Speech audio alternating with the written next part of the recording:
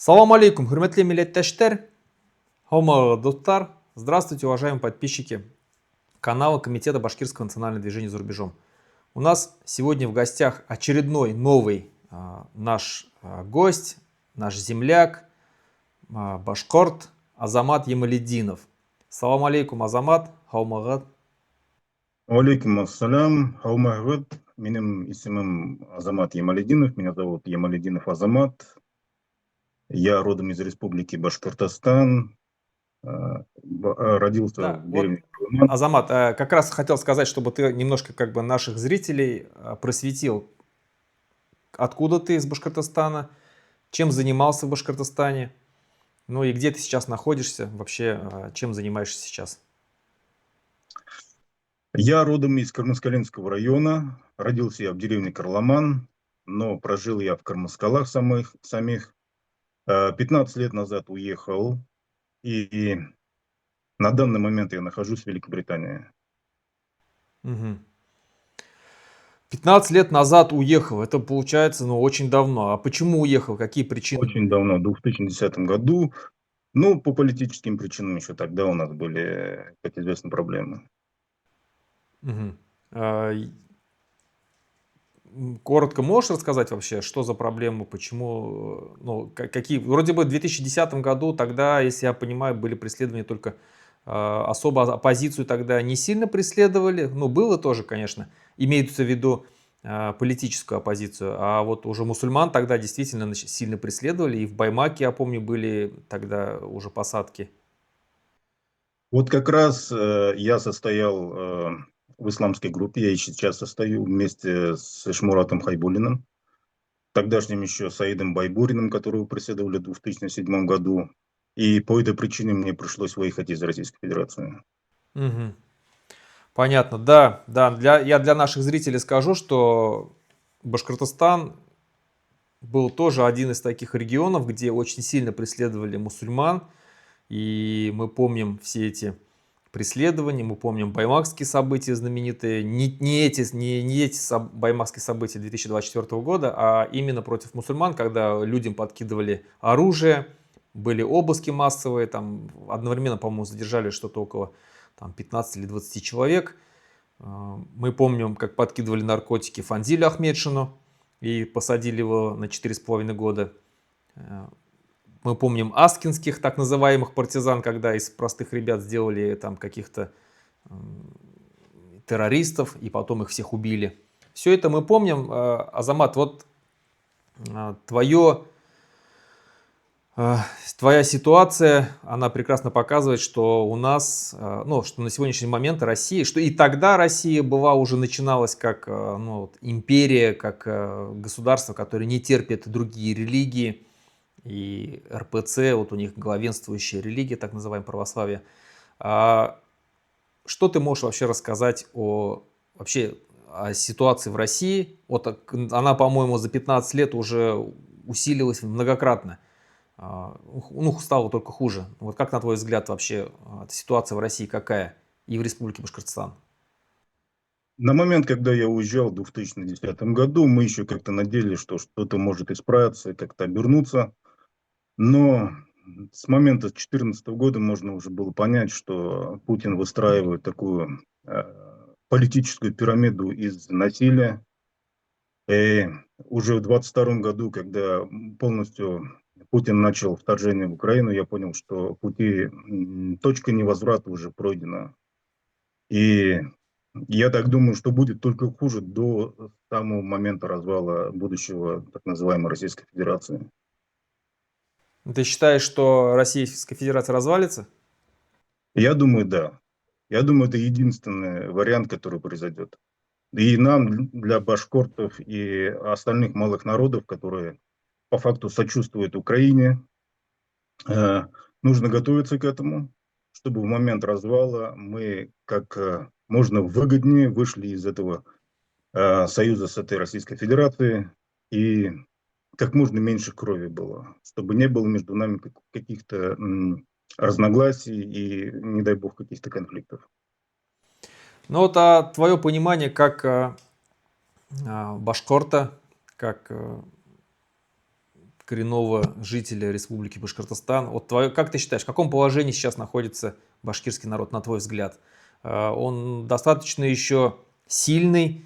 Есть ли у него еще потенциал там, в развитии языка и всего такого? Либо он находится в очень печальном положении, и ему уже мало что может помочь? Я скажу за весь Башкортостан, за все народы, которые сейчас там проживают, и про башкир тоже, про башкортов. Мы сейчас находимся в очень рискованном положении. Мы сможем это обернуть вспять, если мы обретем независимость, свою государственность. Мы сможем вернуть свой язык, как это сделали, к примеру, в Казахстане. Я думаю, у нас есть потенциал. Если мы хотя бы в Башкортостане народ внутри себя будет держать правильный настрой, и мы, как башкорты, которые живут за границей, должны этому способствовать, чтобы объяснять людям хотя бы, чтобы они внутри себя хранили какую-то надежду и правильный настрой. Не поддавались этому фашистской идеологии, которую называют, они сами назвали русский мир. Там, или как Дугин официально его называет, евразийская какая-то там идеология. Мгм. Ну а вообще вот в 2010 году, точнее до 2010 года, когда у нас Муртаза Рахимов еще был у власти, в республике достаточно, ну еще язык наш башкирский твердо стоял. Башкортца Уттылар, школы были башкирские. У вас в Кармаскалинском районе была башкирская школа? Ну, там, где вы Я жили. не помню, была ли у нас башкирская школа, но в школах изучался башкирский язык. Да, башкирский язык в школах изучался. Вообще можно сказать, что Муртаза Губайдулович, он был самым лучшим президентом, из которых у нас был, который отстаивал нашу какую-то башкирскую идентичность в составе так называемой Российской Федерации. Но отмена башкирского языка произошла, которую после него, это по факту этноцид со стороны Российской Федерации. Я так считаю. Я согласен полностью, даже этноцид, да, это, скажем так, для тех, кто не знает, этноцид это, скажем так, термин, который подразумевает под собой медленное убийство народа, не физическое, не физическое убийство народа, то есть путем удушения его языка, его культуры, его, скажем так, вообще национальной идентичности, как отдельного народа. Вот это называется этноцид. А вот когда уже конкретно идет удары против языка, это лингвоцид. Вот. И сегодняшняя ситуация в стране, она, ну вот особенно с момента, как вы сказали, это война в Украине, она, скажем так, уже провела, можно сказать, действительно точка невозврата, это провела Рубикон, по которому уже многие действительно начали понимать. Я вот, ну я еще выехал до войны, но я уже тогда понимал, что как бы Россия, вот в том ее состоянии, каком она была, она уже, это империя. И когда, но я еще тогда верил, что возможно, может быть какая-то федерализация, какие-то там полномочия, если вернуть полномочия нашим республикам, то возможно существование дальнейшее. Но когда началась война, я уже понял, что действительно все, это точка невозврата, и уже тогда я начал бороться за независимость. Объявила о том, что мы будем бороться за независимость, собрал единомышленников. Вот независимость, насколько она вообще возможна? Возможно, вот вы как человек, который живет уже много лет в Европе, видите, как живут свободные страны, свободные народы. Вот я живу в Литве, мне есть что тоже как бы сказать, я уже неоднократно говорил. Возможно ли так, что как бы если нам вновь заключить договорные отношения с Россией и создать какую-то новую обновленную федерацию, и Башкортостан сможет тогда действительно вернуть свои утраченные полномочия, вернуть свой язык, укрепить свою идентичность, свой народ? Верите ли вы это? Я верю в возможный какой-то союз на территории, которая Российской Федерации. Ну, на тот момент это, наверное, уже бывшая территория Российской Федерации. Но я считаю, что сначала нужна независимость, полная, чтобы наш народ в Башкортостане стал спокойно жить, мог какие-то референдумы в спокойной обстановке делать. Возможно, тогда мы протянем друг другу руки и сделаем какую-то федерацию или конфедерацию или содружество какое-то. Но ситуация, в которой сейчас мы пришли, я думаю, у нас единственный выход только независимость. Это просто необходимость, поскольку вот это развращение, дегуманизация нашего населения в Башкортостане, вот так называемым русским миром, вот этой воинственностью, фашизмом, ненавистью, она делает из нас просто не людей. Мы грозимся, что мы потеряем нашу человечность. Поэтому я думаю, что сейчас первое у нас в фаворитах это независимость, а потом, когда мы спокойно начнем жить, возможно, мы с кем-то договоримся о каких-то союзах. Ну а вот союзы с кем лучше всего выстраивать? Вот есть те же самые русские какие-то регионы, которые будут новые. Есть Евросоюз, есть Тюркский союз. С кем выстраивать отношения в первую очередь? С кем выстраивать союзы? Я считаю, что в первую очередь нам надо выстраивать со своими соседями. Это самая адекватная оценка, я думаю, с соседями, в первую очередь, с нашим братским Татарстаном, с Казахстаном, с которым, иншаллах, возможно, мы соединимся уже, граница у нас будет общая, мы надеемся на это. А там дальше уже по приоритетам. Но с нашими братьями-тюрками, с которыми мы в очень хороших отношениях. Вообще тюрки, они с друг другом в очень хороших отношениях. Тюркское сообщество, оно очень сильное и дружное. Да, я согласен, у нас солидарность достаточно сильная, если вот сравнить славянские народы условно, да, и у них между собой, но, ну, самая настоящая война идет сейчас, вот, да, между двумя Да. славянскими народами. У нас среди тюрков, к счастью, вроде бы такого нету, и, ну, есть, наоборот, сейчас идет такое сближение, вот особенно Организация тюркских государств, она прямо показывает, что сближение есть, и есть тенденция к интеграции. И я думаю, что башкиры, как тюркский народ, достаточно крупный народ, у нас все-таки много. Я думаю, что мы войдем в этот Тюркский союз, я с тобой полностью согласен. Ну а вот по поводу сказал, что у нас в России, вообще в Республике Башкортостан на сегодняшний момент вот такая ситуация, когда русский мир нам внушает вот эту ненависть, пропагандирует ее, особенно сейчас в школах, вот это все детям с детства уже как бы все это пропагандируется. И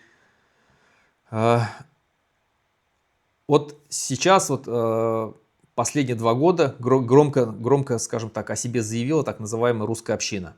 У нас в Республике Башкортостан и раньше русские националисты были, они проводили русский марш, я помню, в 2013 году это был русский марш. Но сейчас, вот когда русская община она начала по всей России действовать, открыла свои филиалы, началось что-то такое, прям, ну, целая чуть ли не фашистская страна становится. Вот на твой взгляд, к чему это, почему это вообще происходит и к чему это, для чего была создана такая русская община? Русская община, по всем мнениям экспертов, она действительно является неонацистской такой, ультраправая, разжигающая межнациональную рознь. Это по факту рука Кремля или представителей Кремля, своего рода СС, когда-то у нацистов было такое, у Гиммлера. Это организация, которая призвана э, держать контроль в национальных республиках или вообще на территории так называемой Российской Федерации. Кто там представитель у него в Кремле? Бастрыкин, да? Ну вот Бастрыкин. Бастрыкин, своего рода Гиммлер в нацистской Германии, который был, держал вот этот СС. Можно сказать, что это нацистская организация, которая разжигает межнациональную рознь, унижает коренные народы. Или вообще, в первую очередь, я считаю, что организация, так называемая русская община, я бы не хотел называть ее русской общиной, ну, потому что, может, она совсем к русским и не имеет отношения. Она угроза представляет для самих русских. Потому что русских, я думаю, что русских у нас мало в Башкортостане. Я так считаю, что 33% русских у нас нету на самом деле. И если русская община, русской общине удастся вызвать такие какие-то межнациональные столкновения, то в первую очередь, наверное, русские могут пострадать в этом. Я бы не хотел, потому что те русские, которые у нас живут, это все-таки наши башкирские русские. И для этих русских, разумеется, нужны свои какие-то организации, но это точно не должна быть русская община. Но у русских, которые проживают в Республике Башкортостан, есть организация, так называемый Собор русских Башкортостана. И этот собор русских Башкортостана, насколько я помню, все время, сколько он существует, он выступал против башкирского языка, против обязательного изучения башкирского языка. Некоторые его члены выступали за возвращение Уфимской губернии вместо Республики Башкортостан. То есть все-таки я согласен с тем, что многие русские, они нормальные, у них нет никакого злобы к башкирам. Но как только начинаешь говорить о независимости Башкортостана, о том, что мы имеем право на независимость, как только начинаешь говорить о том, что башкирский язык должен быть обязательным для всех, как государственный язык, тут же вот они меняются. Вот как быть в этой ситуации? Но если это организация, там, Собор русских, да, как там, это тоже в один ряд можно поставить с так называемой русской общиной. И не знаю, нам надо с нашими русскими как-то вести диалог, чтобы их убеждать, что наша национальная культура в Башкортостане должна быть титульная. Не народ, не люди, не какой-то человек из-за того, что он там башкиром родился, а вот чтобы у нас в Башкортостане в силу исторической справедливости наша национальная культура, наш язык должна быть титульной. А сейчас на русских, видимо, действуют вот эти вот организации, которые разжигают межнациональную рознь. Я могу привести пример Казахстана, к примеру, где в Казахстане русские уже, некоторые знают казахский язык, нормально живут. Возможно, там, конечно, есть какие-то личности, которые такими же делами занимаются, как и у нас. Но я думаю, в любом случае с нашим русским надо вести диалог правильный, через правильные организации. Я здесь, живя в Литве, могу сказать, что здесь подавляющее большинство русских знают литовский язык. Подавляющее большинство. И они, многие из них двух-трехязычные, но как минимум они знают литовский язык. Помимо своего родного русского языка, они знают литовский язык, они знают еще английский язык, потому что очень хорошо преподают в школах. И мало, я встречал здесь мало каких русских, которые бы не знали литовский язык, прожив здесь всю жизнь в Литве. Поэтому, но это почему так произошло? Потому что здесь обязательное изучение литовского языка. Есть русские школы, здесь много живет поляков, есть польские школы, есть белорусские школы, есть украинские школы. Но везде у них обязательное изучение литовского языка. Даже с садика, с детского сада начинаются первые уроки литовского языка, даже в русскоязычных группах. Вот в русских садиках, в русских группах литовский язык с детского сада начинается изучаться. Постепенно, постепенно, шаг за шагом. В первом классе тоже больше, в втором все больше, больше, больше. И даже если ты заканчиваешь полностью до 11 класса на русском языке, то экзамены ты должен сдавать на литовском языке. То есть выпускные экзамены сдаются уже на литовском языке, на языке государственного языка. И, соответственно, если ты хочешь сдать выпускной экзамен, если ты хочешь получить хорошую оценку, если ты хочешь в дальнейшем поступить куда-то там в высшее учебное заведение, то ты волей-неволей будешь учить литовский язык. Соответственно, и я не вижу здесь каких-то у людей по этому поводу возражений, там, что мы не хотим учить ваш язык, он нам не нужен. Они прекрасно понимают, что он нужен им, чтобы здесь жить. Поэтому я думаю, что это все можно будет действительно, но должно быть принуждение на государственном уровне, потому что без принуждения, если сделать все вот добровольно, хочешь изучай, хочешь не изучай, как бы если не хочешь, если не будешь изучать, то и как бы там никуда-то не поступишь, какие-то там не займешь какие-то хорошие места среди чиновников там или где-то, я думаю, это не будет действовать. Именно должно быть принуждение на государственном уровне.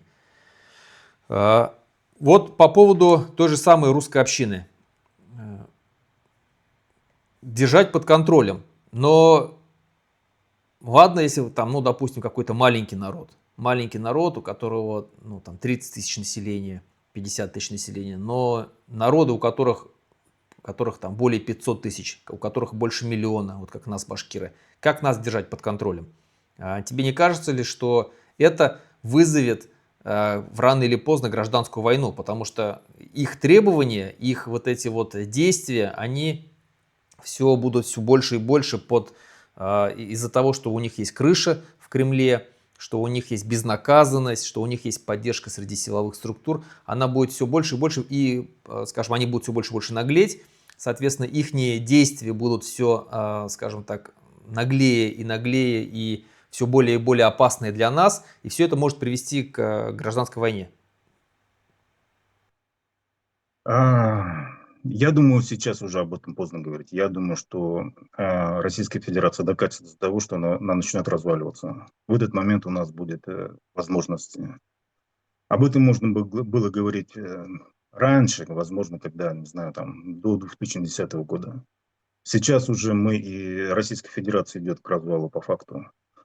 И русских, я считаю, что русских в Российской Федерации на самом деле мало. Не 70%, которые нам заявляют. Об этом можно посмотреть по сотням тысяч заброшенных деревень и в городах, где по факту уже Средняя Азия и русских мало. Когда все начнет разваливаться и все это появится, я думаю, все это станет ясно, и вот так вот как-то. Но э, Россия вот будет разваливаться. Это будет хаос или это будет, на твой взгляд, какой-то такой нормальный процесс, когда сможем договориться? Ну вот условно, очень много сегодня последователей русской общины. Они же не дадут просто так развалиться. Они будут пытаться удержать, как ты сам сказал, под контролем. Они будут посылать своих там. Плюс сейчас много СВОшников, которые тоже воевали за этот русский мир. Многие там пошли туда по идеологическим причинам, хоть и за деньги. И вот целые группировки, целые, скажем так, армии. Там такие есть у них лидеры, как Стрелков, Гиркин. И они захотят вернуть вновь обратно всю Россию, как когда-то там белые хотели, да, там единую и неделимую. Вот в этой ситуации что нам делать, башкирам? Поначалу есть, конечно, большой риск, что будет хаос, и, возможно, он будет. И вот наша задача, чтобы в этом хаосе мы как можно меньше без крови обрели свою независимость, как можно больше это сделали выгоднее для себя. Что касается русского мира, русской общины, поначалу в этом хаосе, я думаю, что будет очень много группировок каких-то, и не только русских. Там будут и всякие религиозные, какие-то националистические и так далее. И наша задача будет в нашей республике консолидировать э, выгодные для нас силы, националистические, религиозные, такие как русская община, к примеру, которые будут работать против нас, как-то изолировать или просто выкинуть их. Я так считаю. Вот последние, буквально на днях, прошла новость о том, что в Челябинской области, ну это башкирские земли, которые сейчас просто колонизированы русскими, в Челябинской области есть целое видео, которое уже как бы, в интернете везде есть, о том, что туда забрасывали свиные головы в мечети, поджигали мечети в Челябинской области. Вот, по-твоему, для чего это делается? Какая цель? Ну, очевидно, что это провокация. Провокации, скорее всего, со стороны той же русской общины, я не могу конкретно сказать, конечно, но очевидно, что это провокация на разжигание межнациональной розни. Вот и к чему это приведет, ну, я надеюсь, что это приведет просто к консолидации всех мусульман. Я надеюсь, что это так будет. Но месяц назад точно так же пытались поджечь мечеть в Благовещенске в Республике Башкортостан. И вот почему нету никакой реакции властей? Почему нет никакой реакции Духовного управления мусульман Республики Башкортостан? Почему все молчат? Потому что власть и духовное управление, так называемого, мусульман, находится под путинской властью. Им сейчас невыгодно об этом говорить. Сейчас им нужна пропаганда так называемого русского мира, чтобы башкиры и другие народы Башкортостана шли и убивали украинцев. У них нету на это забот об этом. Им сейчас надо, наверное, все это замять как-то информационно. Но мне кажется, любой здравый человек понимает прекрасно, что замалчивание проблемы — это просто, скажем так, оттягивание ее до какого-то момента, когда она еще сильнее, еще больше выстрелит. И но, у нас Духовное управление мусульман Республики Башкортостан занимает Айнур Бергалин, башкир по национальности. И когда, скажем, на территории подконтрольной ему территории происходят такие вещи, и он молчит, но получается, что он боится больше властей республики, больше там ФСБ и МВД, чем Аллаха. Разумеется, можно так сказать. Просто сидит, молчит. Это человек Путина, человек путинской власти. Так было всегда, к сожалению. Ну, до 2010 года у нас были, конечно, муфти Башкортостана, как его звали, я уже не помню, который как-то представлял. Нет, Нурмухамед, да, да, который как-то еще представлял мусульман Башкортостана, отправлял учиться в другие страны исламские, финансировал. Но после этого уже все, после него уже никого не было такого, к сожалению. да, Нурмухамед Нигматуллин, по-моему. Да, да, да, да, да. Таджуддин, он всегда был одним из них со стороны России. Ну Ну, он вот сейчас творит дичь по факту. мгм. Вот есть и еще одна, скажем так, сила, которая может, ну, которая выступает против независимости, открыто выступает, но она считается тоже оппозиционной Путину. Это вот так называемые либералы, их еще называют хорошими русскими. И у нас они все вот практически выступают против там, развала России, против там, независимости национальных республик. Они считают, что если вот они нам дадут какие-то там полномочия, как в 90-х годах, дадут нам, заключат с нами договора, то как бы что Россия сможет там расцвести, вновь сможет там жить прекрасно, что мы не захотим отделяться тогда, если нам дадут больше полномочий. Вот твое мнение какое по этому поводу? Ну, мое простое мнение, я с ними сам общался, в стримах сидел, не с такими, как Навальный, конечно. Я могу сказать, что они хранят в себе какие-то империалистические амбиции. Они не видят в нас каких-то полноценных граждан будущей какой-то их светлой России. Нет, одно только выражение Навальной, где она говорит, что Крым это Россия, и все там, Путин раздал паспорта Российской Федерации, как немцы раздавали свои аусваси, да, там, и Крым она можно и не отдать. Получается, что она оправдывает действия Путина. Путин там завоевывает территорию Украины, да, и то есть она таким образом оправдывает. Кроме того, она в Словакии по-английски угрожала нам, то есть коренным народам, говоря, что мы и наконец мы найдем каждого антиколониалиста. Таким образом, можно сказать, что они никак не настроены на диалог с народами, которые живут на так называемой Российской Федерации. Я думаю, я, конечно, надеялся, что мы с ними как-то будем разговаривать, но из того, что они говорят, я вижу, что они никак не настроены на диалог с нами. Вот у нас в Республике Башкортостан Лилия Чанышева, она тоже одна из видных либеральных деятелей, видных оппозиционеров, и она тоже выступает практически... Но я не слышу, конечно, от нее лично, что она против независимости, но я уверен в ее позиции, потому что еще в 2019 году, когда я с ней проводил дебаты на сайте Идель Реали, когда мы еще оба были в Башкортостане, она уже тогда высказывалась против обязательного изучения башкирского языка, что он не нужен, короче, что нельзя никого заставлять и так далее. То есть повторяла те же самые слова Путина. И ясно, понятно, что она, скорее всего, будет против, и она выступает за прекрасную Россию будущее, она сторонница Юлии Навальной, которая, вот, как ты сказал, там в Словакии говорила подобные слова. Она пользуется популярностью, у нее большая поддержка в Республике Башкортостан. Как быть вот с этим, с этой частью общества Башкортостана?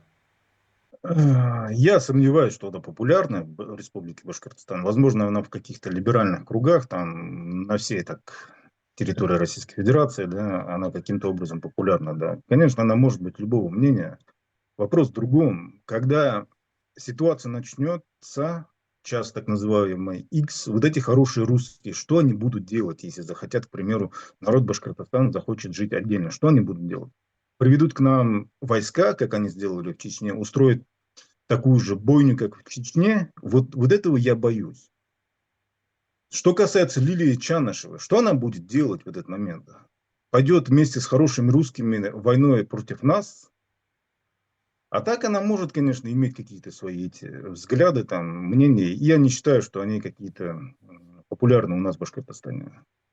И по татарскому вопросу, вот у нас в Республике Башкортостан тоже вопрос стоит очень острый. Ну, точнее, раньше стоял, сейчас, возможно, уже нет, потому что мне кажется, что и татары, и башкиры уже осознали, что на самом деле мы не враги друг друга, а наш враг это Россия, наш враг это вот тот русский мир, который из наших детей делает русских. Но все же до сих пор еще встречаются некоторые горячие головы, которые считают, что вот мы друг другу враги, что у нас там идет какая-то башкиризация татар, что кто-то из башкир считает, что идет татаризация башкир. Вот если так взять, у нас в Башкортостане 2/3 населения это мусульмане, это тюрки, это башкиры и татары. Соответственно, вот как ты считаешь, какие взаимоотношения у нас должны быть и какие будут? Я никогда не ставлю башкир и татар даже через тире. То есть не через запятую. Я ставлю через тире. Башкиры татарская сообщественность или татары башкирские. Это наши братья. Я по факту вырос в Кырмыскалах, где башкир и татар примерно было поровну. И среди даже моих родственников, я вот родственник, к примеру, Шарибекула, он был э, родным братом моей бабушки. И у моей бабушки, бабушка была татаркой, к примеру. Да. И ничего нормального. В Карламане, к примеру, в Карламане у нас много было татар, которые вышли замуж за башкир. И мы никогда не считали, что татары для нас чужие. Это наши свои люди были. И я считаю, вообще между татарами и башкирами в нашей республике еще с 90-х годов пытались вбить клин и разжечь какую-то межнациональную рознь. Ну, ничего не получилось. Мы просто над этим посмеялись и все. Я не думаю, что между татарами и башкирами возникнет какие-то разногласия. Я думаю, что татары также примут, что в Башкортостане будет титульная культура и язык башкирский. В этом нет проблем. Я буду отстаивать, к примеру, чтобы в Татарстане титульная культура и язык был татарский. Это нормально. Я даже буду говорить, что где-то там в Копской или какой-то области, там, где, возможно, будет какое-то независимое русское государство, там было все титульное русское. В принципе, я не думаю, что у нас есть проблемы с татарами. Это самый близкий и самый братский для нас народ. Наши языки взаимопонимаемые. К примеру, в Кырмыскалах, где я вырос, там татары и башкиры с друг другом разговаривали на своих родных языках, и никаких проблем мы никогда не испытывали. Да, я с тобой полностью согласен, и я считаю, что у нас действительно не может быть никаких проблем, потому что проблема у нас одна. Это Москва, это русский мир, действительно. И мало того, в нашем проекте будущего независимого Башкортостана во всех местах компактного проживания татарского населения будет все на татарском языке. То есть обучение на татарском языке, детские сады, школы на татарском языке, вплоть там до 11 класса. И делопроизводство, внутреннее делопроизводство, ну, условно в каком-то сельском совете, если это татарское население, то, соответственно, там документация внутренняя может вестись на татарском языке абсолютно. То есть какие-то там объявления вешаться, какие-то там газеты выпускаться, все будет, телевидение местное на татарском языке. Это вполне нормально, и я считаю, что развитие татарского языка выгодно нам, потому что, как правильно ты сказал, татары и башкиры прекрасно понимают друг друга и общаются друг с другом без переводчика. Нам не нужен русский язык. И, соответственно, если татары будут разговаривать на своем языке в совершенстве, башкиры будут разговаривать на своем совершенстве, то у нас будет общая вот такая языковая среда. И это нам выгодно. Это нам выгодно. Нам не выгодно, когда у нас среди и у татар, и у башкир русскоязыковая среда. Вот я здесь полностью согласен. Но напоследок, тогда, если будем заканчивать, и напоследок я бы попросил бы, вот, что ты можешь передать нашим башкирам, татарам Республики Башкортостан, другим народам, вообще вот твои послания им.